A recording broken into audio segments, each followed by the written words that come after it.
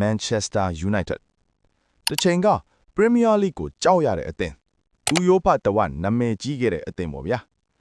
ဒါပေမဲ့အခုချိန်မှာတော့ Man U ကဘာကြောင့်အရင်လိုမတောက်ပါတာသေးတာလဲဆိုရင်မေကုန်းကပရိသတ်တိုက်ရဲ့နှလုံးသားထဲမှာရှိနေပါပြီကဲဒီဗီဒီယိုမှာတော့ Man U ပရိသတ်အများစုမမြင်မိတဲ့အရေးကြီးတဲ့အချက်တွေကိုကျွန်တော်တို့တစ်ချက်ချင်းစိတ်အေးအေးနဲ့ဆွေးနွေးသွားပါမယ်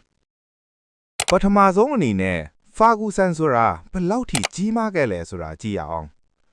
Sir Alex Ferguson ဆိုတာနီးပြကြည့်ရောက်ပဲမဟုတ်ပါဘူးသူကအသင်းတစ်ခုလုံးကိုထိန်းချုပ်နိုင်တဲ့အာဏာအပြည့်ရှိတဲ့ခေါင်းဆောင်ဖြစ်ခဲ့တာပါကစားသမားရွေးချယ်တာကစားသမားရောင်းတာစိတ်ပိုင်းဆိုင်ရာထိန်းညီတော့နဲ့လူငယ်ကစားသမားပြုစုပြောထောင်တာအထိအရာအားလုံးကိုသူ့တယောက်တည်းပဲစီမံနိုင်ခဲ့ပါတယ်အဲ့ဒီလိုလူမျိုးတယောက်အသင်းထဲကထွက်သွားတဲ့အချိန်မှာတော့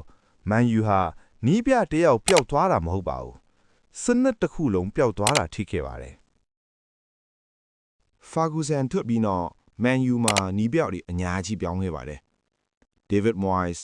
Ryan Giggs, Louis van Gaal, Jose Mourinho, Ole Gunnar Solskjaer, Michael Carrick, Ralf Rangnick, Erik ten Hag,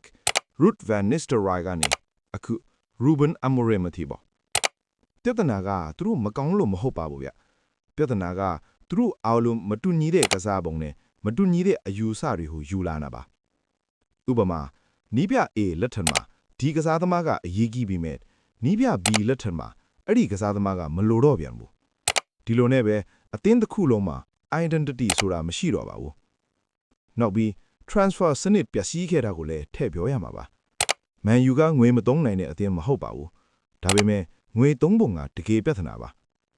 နီးပြလိုချင်တဲ့ကစားသမားထက်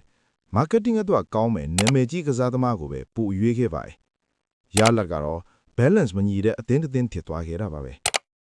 ကဲနောက်တစ်ချက်ကတော့ဂလေဇာမိသားစုနဲ့အုပ်ချုပ်ရေးပိုင်းမှာဒါကပြည်သက်အများစုစိတ်အစိုးရဆုံးအချက်ပါပဲဂလေဇာတွေဟာ Man U ကို football club တစ်ခုလို့မမြင်ပဲ business တစ်ခုလို့ပဲမြင်ခဲ့ကြတာပါ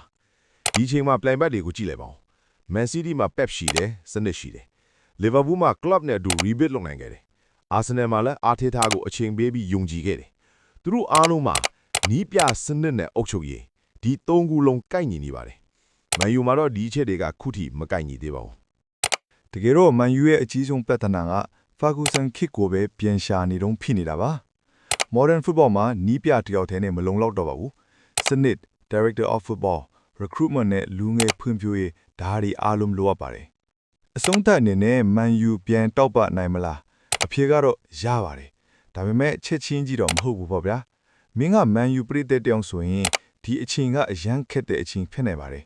ဒါပေမဲ့အတင်းတင်းကိုချစ်တာကအောင်မြင်တဲ့အချိန်မှလည်းမဟုတ်ပါဘူးမတောက်ပနိုင်တဲ့အချိန်မှာပါအတူရှိနေပြီးယုံကြည်ပေးနိုင်တာပါပဲကဲဗီဒီယိုလေးကိုအဆုံးထိကြည့်ပေးခဲ့လို့အားလုံးကိုကျေးဇူးအများကြီးတင်ပါတယ်ဗျနောက်ထပ်လည်း Man U နဲ့ပတ်သက်လို့စိတ်ဝင်စားစရာသတင်းတွေနဲ့အချက်လက်တွေကိုအမြဲကြည့်နေဆိုရင်တော့ကျွန်တော်တို့ရဲ့ subscribe ခလုပ်လေးကိုနှိပ်ပေးခဲ့ပါအောင်ဒီဗီဒီယိုလေးကိုကြိုက်နေတဲ့တယ်ဆိုရင်လည်း like လေးပေးသွားကြပါအောင်နော်အားလုံးကိုကျေးဇူးတင်ပါတယ်နောက်ဗီဒီယိုမှာပြန်တွေ့ကြတာပေါ့